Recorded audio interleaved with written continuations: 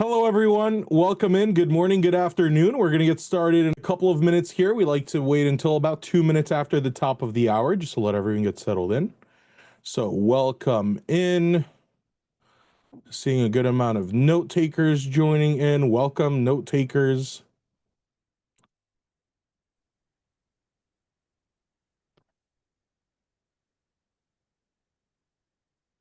We'll give it just a little bit before we kick it off. I will be covering some housekeeping items once we do get started, but of course we're going to hang out at the end for Q&A, so definitely use that throughout the presentation. And yes, this is being recorded. This is the most common question that comes up. So you will get that recording a couple days after today, just so we could edit it and get it uploaded.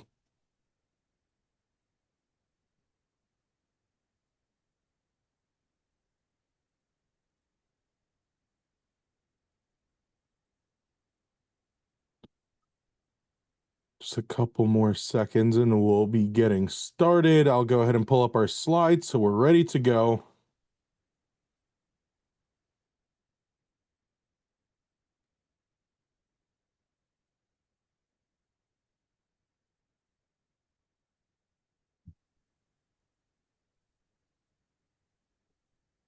All right, I see the attendees number has leveled out a little bit, so we'll go ahead and get started. Hello, everyone. My name is Chris Kapansky, and thanks for joining us for today's Best Practice webinar.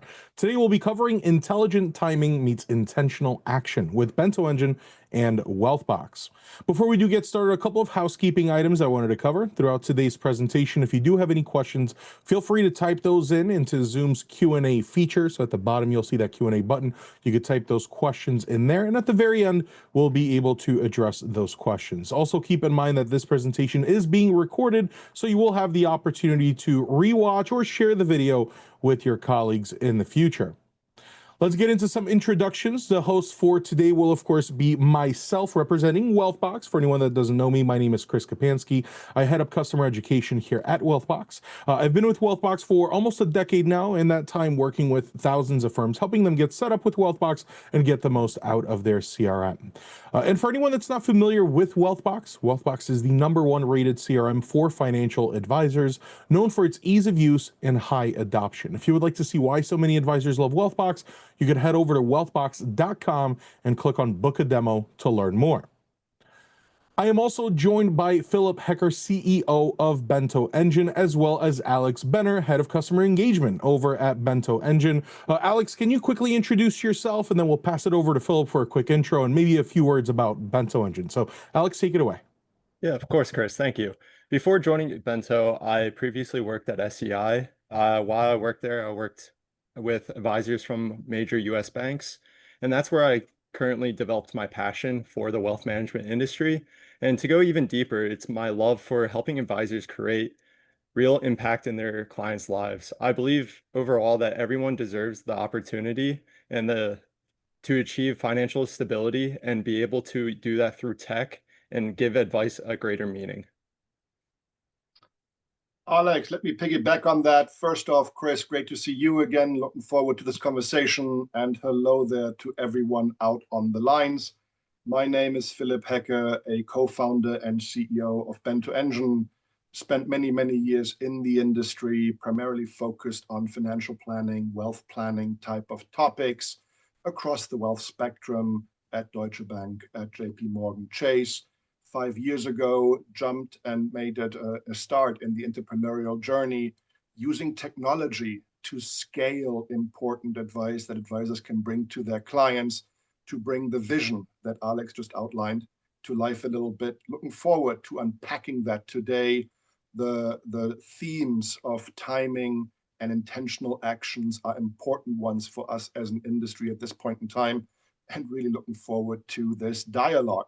Should you wish to learn more about Bento Engine, you can easily find us at bentoengine.com and also check us out on LinkedIn. With that, Chris, back over to you and your capable hands. Perfect. Thank you. And we are going to have some resources at the very end, so stick around for that, with some for some Bento Engine resources, as well as some just follow contact information. So if you are wanting to reach out We are going to share that at the very end. But thank you both so much for joining me.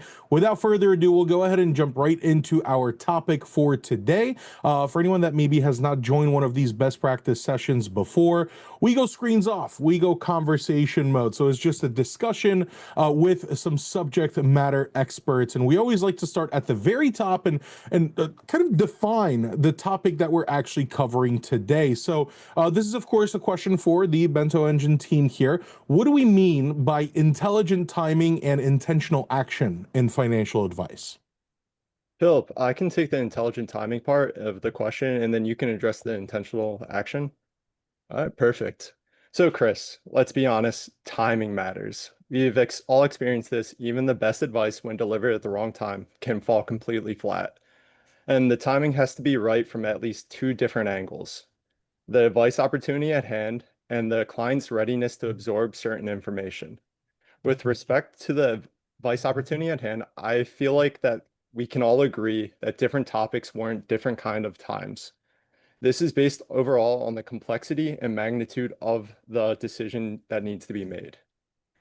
Let me give you an example so we can dive a little bit deeper. For a relatively simple advice point, such as working papers for kids when they turn 14, 2 months of lead time should be plenty for that opportunity. While for a more complex decision, like when we're starting to take Social Security benefits, 12 to 24 months would be more appropriate for that decision. And to go even further, we can now talk about the client's readiness to absorb that information.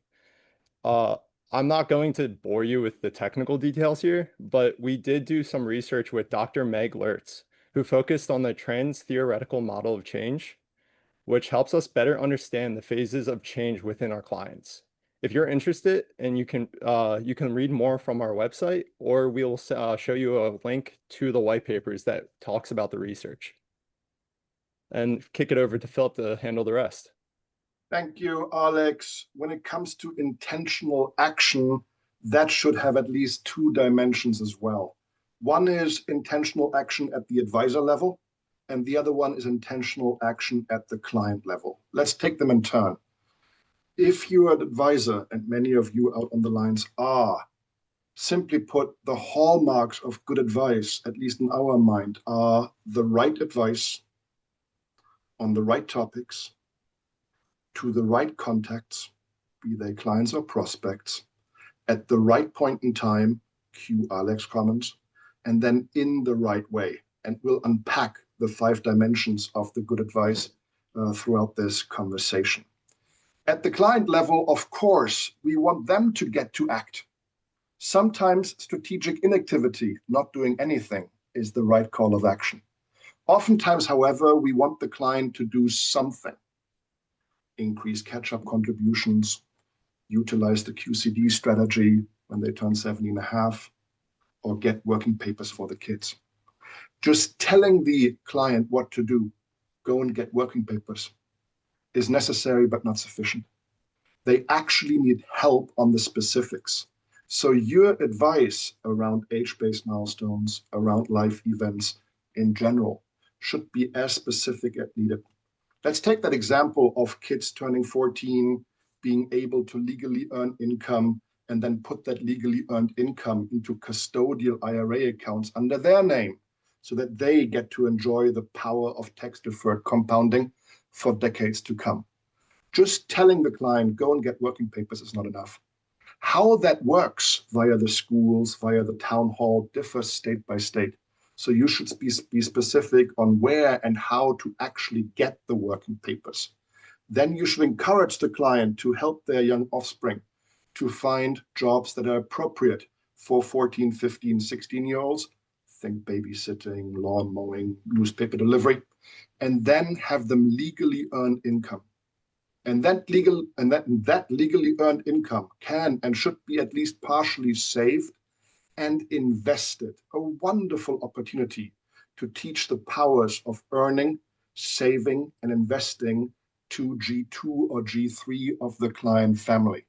It should be saved, invested in location-aware ways. So utilize custodial IRA accounts under the name of the 14-year-old for them to appreciate the power of tax-deferred compounding for decades to come.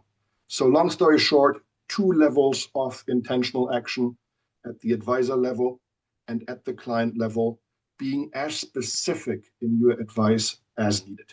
With that, Chris, back over to you.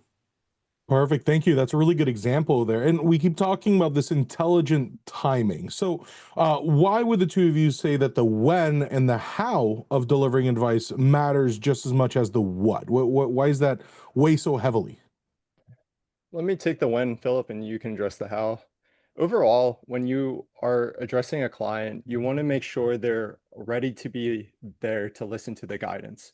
If they're not willing to listen, reflect, or act upon the guidance you're giving, there's a chance you're being ignored. And while you are trying to be thoughtfully proactive, this will show your client that you care for them and the topic at hand.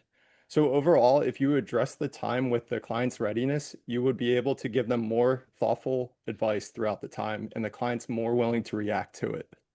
And Philip, if you want to address the how to this question. Yeah, Alex, that's exactly right. The client readiness to absorb the information is crucial to breaking through, being heard, and getting traction. As important is the how. How you communicate matters in addition to the when. Clients have different learning profiles and communication preferences. You know this from your own book of business. Some of your clients are visual learners. They actually enjoy and benefit from looking at a well-structured PowerPoint page in your quarterly review meetings. They get it visually. Others strongly dislike looking at PowerPoint pages. They would much rather have a conversation. They are audio learners. They have a different way of absorbing information. And you, as the client-centered advisor, obviously want to pick the right mode of communication on a client-specific basis. Now, Chris, that's easily said, right? We oftentimes get asked, well, how do I determine the preferred, best learning style for my counterpart? To which I have the following answers.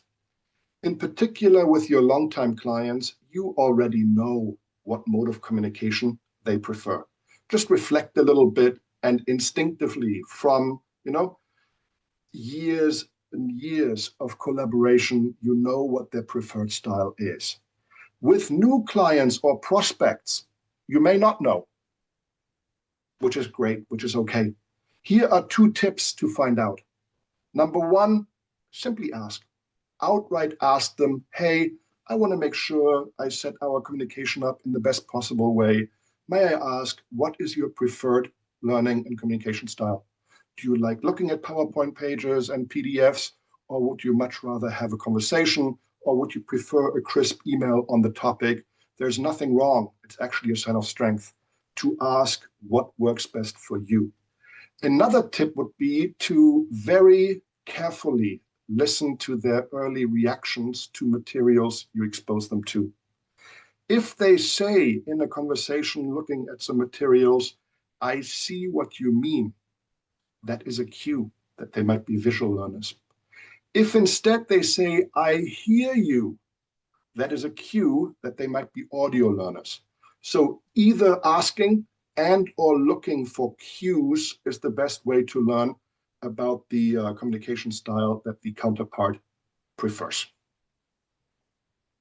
Perfect. Thank you. Yeah, that certainly does make sense. I think the second example specifically really makes sense to me because if I was asked that question directly, I don't know if I would have an answer. So someone would really have to study the way that I react to conversations like that. So that's a really good example. Thank you for talking about that a little bit. And since the two of you and Bento Engine overall, this is what you do, right? So you speak with advisors that are wanting to incorporate a system that works for them.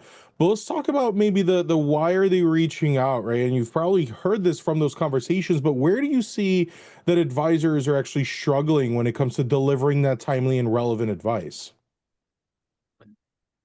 Yeah, let me take that. It's hard, Chris, to deliver timely, personal, relevant, impactful advice across your entire book of business, across the entire need set of your clients and prospects.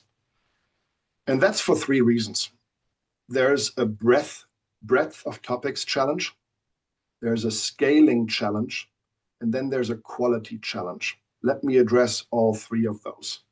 When it comes to the breadth of topics, if we want to serve our clients comprehensively, we have to serve them across the balance sheet, meaning investments, banking, lending, trust, philanthropy, and so on, and across the family structure. If we want to, serve the family at large, which could be 2 or even 3 generations, and we have to do it along the entire life cycle, meaning over time. That breadth of topic provides challenges in and of itself. Even the best of us are not equally capable on all those fronts across all those topics. In addition, to make it even more difficult, laws and regulations change all the time. So staying current on that stuff is hard as well. The second challenge is around scale. Let's be honest. Many of us serve our best clients really, really well, no doubt about it. But when we take an honest, cold, hard look at the middle of the book, the bottom of the book, oftentimes those clients are underserved. Why? Because historically, we do a lot of this work manually, and that means it's not scalable. Cue Bento, cue technology at large to help advisors be more human more often in a tech-enabled way. Not replacing the advisor, but amplifying what we do best, which is the empathetic human engagement. And the third topic around quality, I alluded to it. Look, even if you build a great set of materials on topic X, laws and regulations change, your offering changes. Keeping that stuff current is a challenge, even for large organizations. Perfect. Yeah, that makes sense. And so we just talked about the uh, where advisors struggle with actually delivering the timely and relevant advice. But what is the outcome of those struggles? How does missing key client moments or opportunities impact that relationship and growth of your firm? Well, let's be honest, Chris, like missing any moment to be able to advise on a client is a terrible and negative outcome. We want to be able to give them proactive advice and also give them advice that will further their journey in their financial journey. And overall, we all know that it's a competition between other advisors for each client. And we know that prospects are being scouted throughout each day. So if you're missing this opportunity to advise, you're going to give another advisor a chance to be able to advise on that moment. So it's always best to advise every opportunity you can to build that trust and build that relationship. And honestly, it could go to referrals or even building children of wealth and providing them a better opportunity to gain service. Let me build on that real quick. I'm reminded here of Teddy Roosevelt's infamous saying of clients don't care how much you know until they know how much you care. And what Alex talked to is the ability to fill in that second half part of the sentence. By advising them proactively on personal wealth management topics, be they age-based milestones, be they life events, you signal very clearly in tangible ways how much you care about that particular client. You don't lead with technical expertise. I am, credentialed 17 ways. You lead with, you are about to experience this opportunity. I thought of you and I'm reaching out now proactively to help you make the best decision possible during that moment that matters. Sure. Yeah, certainly matters. And I wanted to go back to, Philip, what you had mentioned in the previous question with the reasons why advisors would struggle. You mentioned those three kind of main components. And I wanted to focus in on the scalability side of things as you are trying to ensure that quality is top notch and also, the topics are there, that you have the topics that you're reaching out about. But what challenges arise when you're actually trying to balance everything, balance the personalization, efficiency at scale? What do you see as kind of being the main challenges there? Yeah, Chris, first off, I think you're spot on. There's an inherent tension, right, between scale and personalization. People sometimes talk about hyper personalization at scale. I still don't know what that means and how that works. However, I would suggest to you and our audience that there is a way to keep a uniform set of materials, a uniform set of assets that you efficiently maintain, update over time, and you can deliver it in ways that still feel personal to the recipient, which is what matters at the end of the day. And the way you can do that is you slightly tweak the standard materials when you deliver it to that person by, in the introduction, making a personal, unique comment to that client or prospect. And I want to emphasize here that even standard materials delivered in the right way, the mode of communication, at the right point in time, cue Alex's comments, will be perceived as extremely personal to the client or prospect because it comes at the right point in time, in the right way, in the context of their lives. The context here really, really matters. So although it sounds like a trade-off, we firmly believe there is a way to combine efficiency in terms of the materials with personal delivery if you're sensitive to the timing and mode of communication dimensions we discussed earlier. Perfect. Yeah, that definitely does make sense. And I want to revisit another thing that you had mentioned earlier, Philip. You had mentioned that there's technology that exists, right? You can really lean on some of that technology out there to help you with this. So kind of unpacking that a little bit more, how can technology empower advisors out there to act at the right moment with the right message for every client? I can take this over. So it's exactly what you said. We're empowering advisors through technology. We hear these buzzwords with AI and other different topics like that. And just ultimately, they're not going to replace the human in human advisors. We need to have that human compassion in there. And when it comes to technology, we use those tools to make advisors more efficient, delivering alerts for times that we need to advise on, or just overall being able to give them more information on the topic. But giving that compassion and personal advice and understanding is exactly what we need to do as human advisors with the technology that we are using. I would also add real quick, Chris, that, the KITSA's FinTech map, that infamous one pager of all the solutions available to advisors, it was started in 2018. It has since tripled to now almost 600 different applications. That is a testament to the appetite of our industry for tools to help advisors achieve exactly what Alex outlined.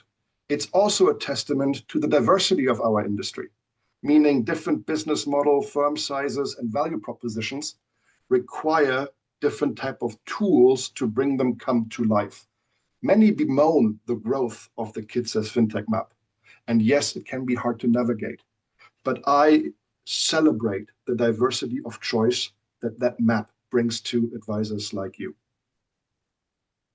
Perfect. Thank you. Let's keep zooming in. We're now talking technology. Let's actually talk about the tools that we're here representing. Getting into our specific tools, where does Bento Engine exist with this? How does Bento Engine help advisors when it comes to that timing of the advice intelligently? Well, at Bento, we focus on a majority of 38 moments that matter. These are key life milestones that shape a client's financial journey. And we separate that in three different products. The first product would be Life in Numbers. These are 16 golden opportunities given by Uncle Sam, the United States, such as like age 70 and a half QCDs and age 50 catch-up contributions. Those are moments that we can based on age. And then next is life events. We all go through life events every day. Currently, Bento has 14 opportunities and more to come as they are not dictated by age, but by events in your life. So this would be something like birth of a child, buying a home, moving to a new state, something that is going to happen in your life. It doesn't have to be now, but could be in the future. And then finally, we have Children and Wealth Program. This is for guiding parents and children at the start of their financial journeys for events like working and driving age. Like everybody has struggles with their kids and want to like give them the best opportunity throughout their life. And working papers can start them off at a great point. Overall, these moments are where the real impact happens. They're when clients are most open to guidance and need someone they trust to help them make those important decisions. By identifying and mapping these, we are able to give client-centric advisors the ability to be proactive and show up on the right events at the right time. And this will help guide them by turning everyday life events into opportunities and deepening their relationships. This will build trust and make a true difference in your clients' lives. And Philip will be showing a little bit more a kind of an image later on in the presentation about what the 38 moments that matter. Perfect. Thank you. And I know that the value of all of this really comes into how our tools communicate. And we'll talk a little bit about that here in a second. But I wanted to briefly talk about Wealthbox and where Wealthbox exists and really serving as the command center for executing timely and personalized advice. So, again, revisiting some of the conversation from earlier, the when and the how, right? So, when we talk about the how, when we talk about the CRM being your central operating system, the CRM is generally where you would know the how for each one of your clients. These prefer a PDF. These prefer that kind of learning method of listening. So customization of Wealthbox is one of the key functions that I always like to talk about, because we can provide you with an out-of-the-box solution, but there's always going to be those one-off things that you'll want to track exactly how you prefer to track it. So customization, creating custom fields so that you could track the how. When it comes to the when, there's a lot of capabilities in a CRM that help you with that when. You have timely reminders when it comes to tasks, which we'll revisit in a second, just a little hint. But there's also the workflows capability. There's the target close date on opportunities. There's your event tracking, right? That's what a CRM does. It tells you the when. It keeps track of the when am I doing what. But then the final piece that I wanted to mention that ties really everything together is reporting in dashboards and Wealthbox, as it allows you to pull that information. How many of these kinds of conversations am I supposed to have in the next week? How many are coming up in the next month? How many of my clients prefer that listening method of information versus that PDF versus just an email, right? So it's pulling that information, which directly assists with scalability, right? So you're able to scale horizontally, not just with more information, but delivering it to more people. All of that would exist on the CRM side. So before we do get into the actual applications, I dropped a little bit of a hint there earlier, but let's talk about the actual integration between Bento Engine and Wealthbox. How does the integration help advisors connect insights to action seamlessly? Happy to take that on by screen sharing one PowerPoint page to emphasize what Alex just talked about a minute ago. Here you see a visual presentation of these 38 moments that matter, that are key to the Bento solution. 16 age-based milestones, life events at the bottom here, and we also have a children wealth program helping advisors to engage G2 or G3 of the client family from very early on, helping them on their financial literacy journey. For the visual learners amongst us, this is just a visual presentation of the moments that matter that Alex discussed a minute ago. With that, Chris, let me indeed toggle over into a Wealthbox environment. Can you all see that building up? Yes. And I'll showcase how exactly the Bento integration works in the command center that Wealthbox provides you all with. You are the advisor. It's Monday morning. After your third cup of coffee, you fire up your Wealthbox.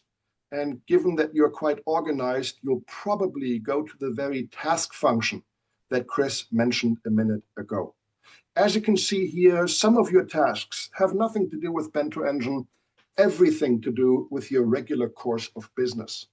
But then you also see these Bento alerts here around age-based milestones, around life events. Those indeed were pushed by Bento into your Wealthbox, alerting you of upcoming client or prospect engagement opportunities. We always give you the advice point and who it relates to. If you do not want to advise, say, Bob Smith on how to think about Social Security, strategy as he's about to turn 62, if you don't want to do that work for whatever reason, You simply delete the task and move on with your day. Not every task must be executed on necessarily. If, however, let's say age 50, catch-up contributions for Janet Smith catches your eye. Janet is a great client of yours, you haven't spoken in a while. Then you click on this Bento alert, and this standard Bento alert structure pops up for you on the right here. The structure is always the same. Hey, your good client Janet is about to turn 50. In case you haven't had a chance yet to advise on catch-up contributions, now would be a good time. And then we give you links to compliance pre-approved content coming in multiple formats so that you can pick the best mode of communication on a client-specific basis. Let's assume Janet belongs to the 60% of Americans who are visual learners. You have her coming in next month anyhow for a quarterly review meeting. Then you would follow link number 3 and access the PowerPoint version of the advice. I hope that a PowerPoint on catch-up contributions popped up for you all. That seems to be the case. The materials are always short and sweet, a page or two, covering the what, the why, and the how. What are catch-up contributions? Why bother? What's the economic benefit of getting this right? Another way to think about this, Chris, what is the demonstrable value add that you as the advisor bring to the table by leaning in on this topic at this point in time?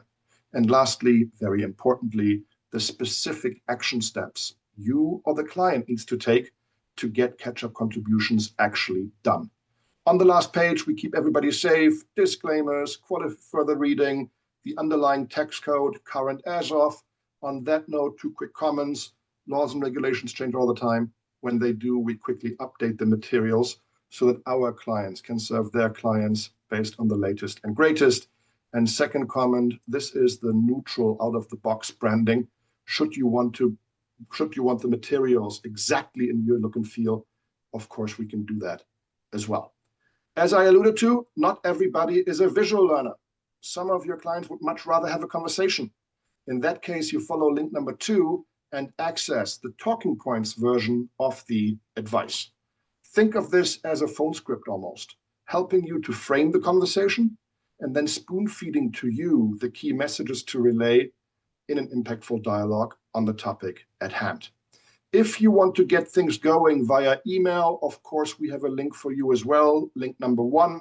And one more thing I want to show here, Chris, for every topic, we have built-in internal use-only advisor FAQs.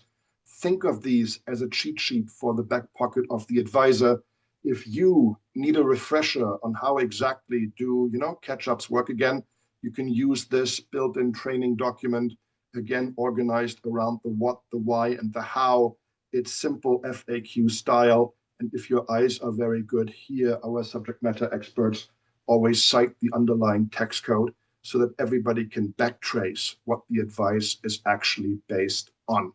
There you have it. That is Bento Engine for you in a nutshell.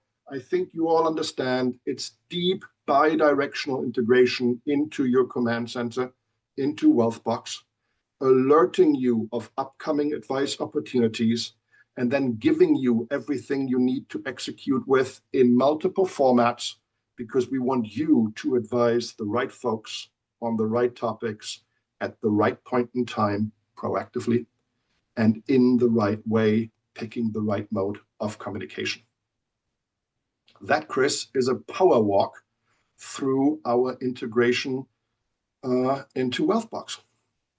Perfect. Thank you. And I'll take over the screen share here and we'll take a closer look at Wealthbox, at some of those capabilities that I mentioned here a minute ago of how those would actually work. And we saw a little bit of what Philip was sharing with those tasks that come in, and you could delete those tasks and you could complete them as you do complete them. And of course, that completion shows up on the contact record.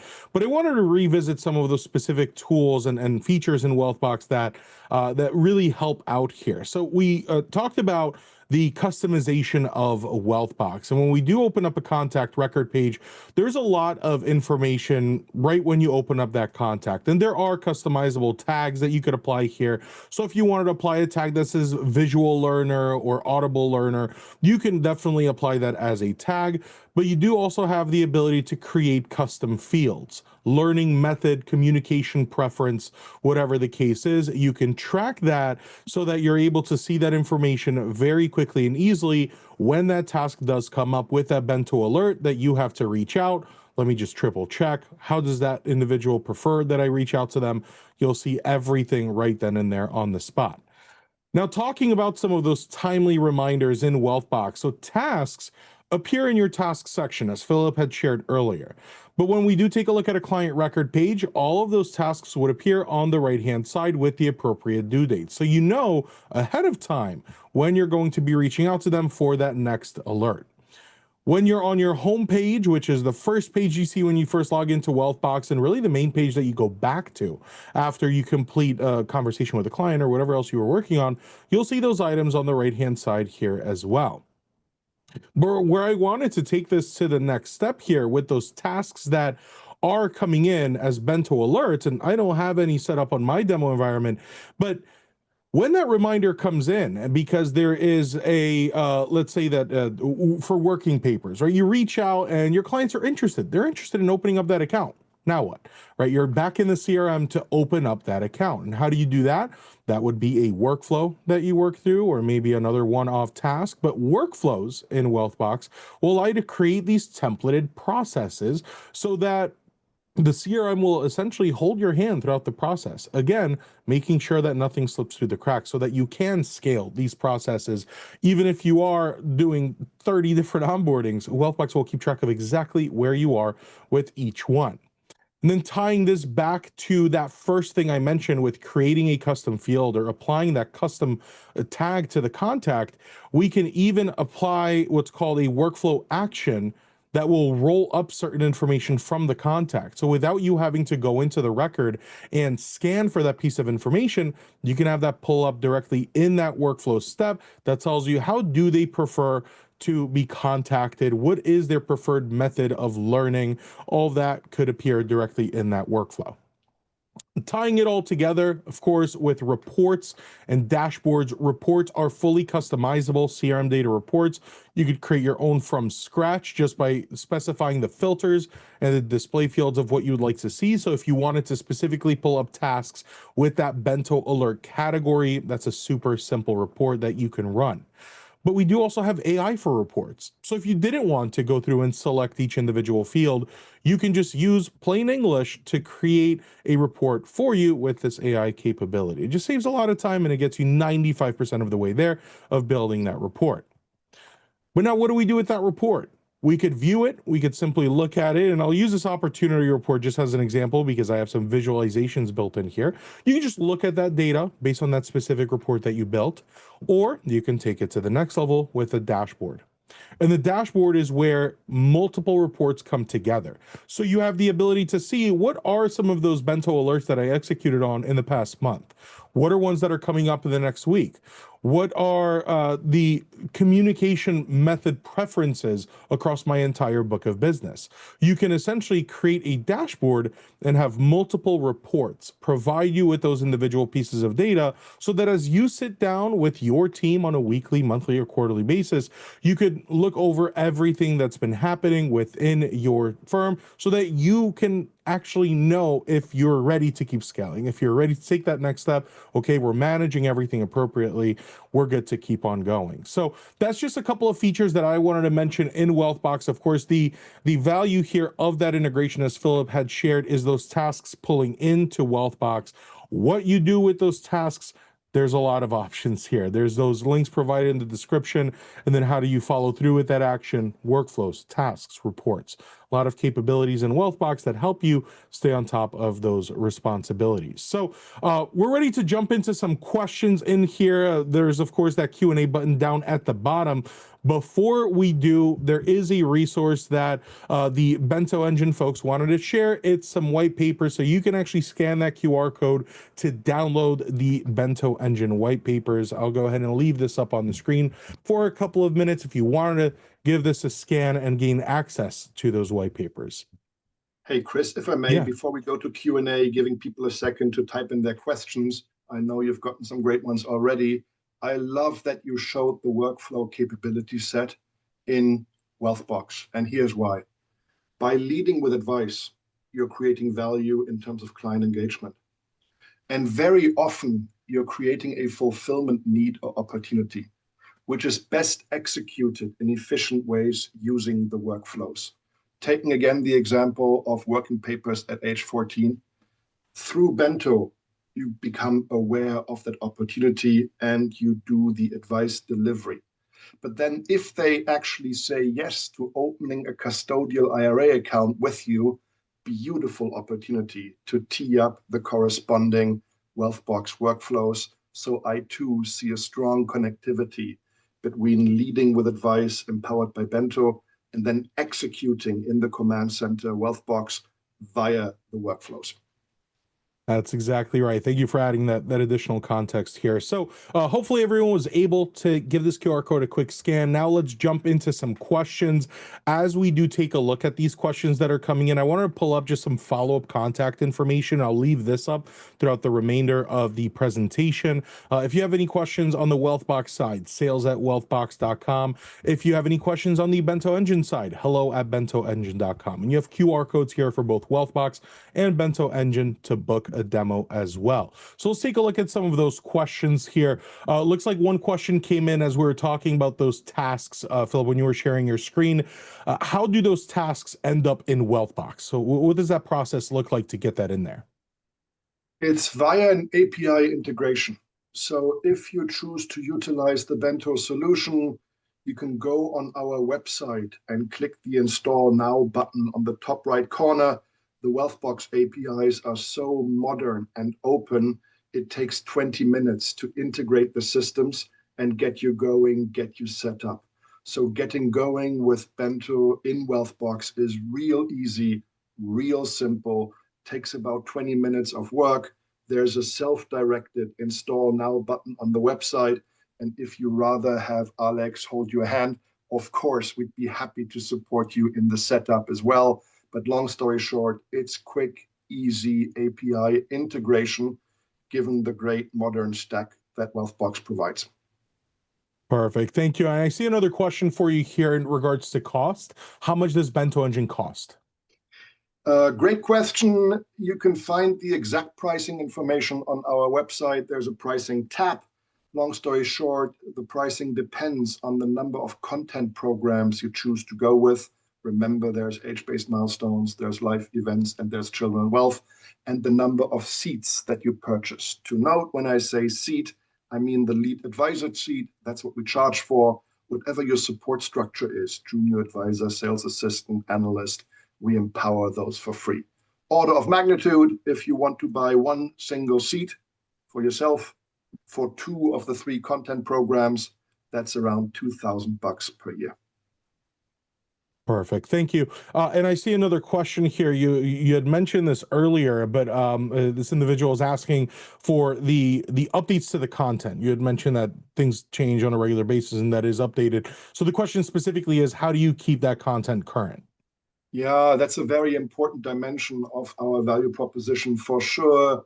We work with a pool of recognized subject matter experts that not only build the materials, but then also maintain them as laws and regulations change. We're in one of those update cycles right now. You know, the government has started issuing some elements, COLA guidance, for example. We're still waiting for other elements given the recent shutdown. So right now we're in an update, refresh cycle. The refresh happens at least annually and or in between as needed. And it's not AI or anything like that. It is human subject matter experts that we work with to keep the materials fresh and current. Perfect. Thank you. That's, I think, a very important thing to mention as well with so many AI tools existing. It's a really good thing to mention. I'm not seeing any other questions here. So as we do give it a couple seconds, see if any other questions do come in, I just want to take the opportunity to thank you both, Philip and Alex, for joining me today and co-hosting, having this conversation with me. Really appreciate your time. Really insightful for me to learn more and more about these. So thank you both so much for joining. Of course, Chris, thank you for always fun having to us. collaborate with you and the entire Wealthbox team. Much appreciate the partnership. Yeah, certainly. Thank you. Still not seeing any other questions here, so we'll just say thank you to everyone that joined us. Thank you all very much for sticking around, for participating in the questions. We'll certainly be looking forward to hearing from each and every one of you in the future, but thanks again for joining us. Have a great rest of your day and have a great upcoming weekend. Thank you. Take care. Thank Bye, you. everyone. Have a good one.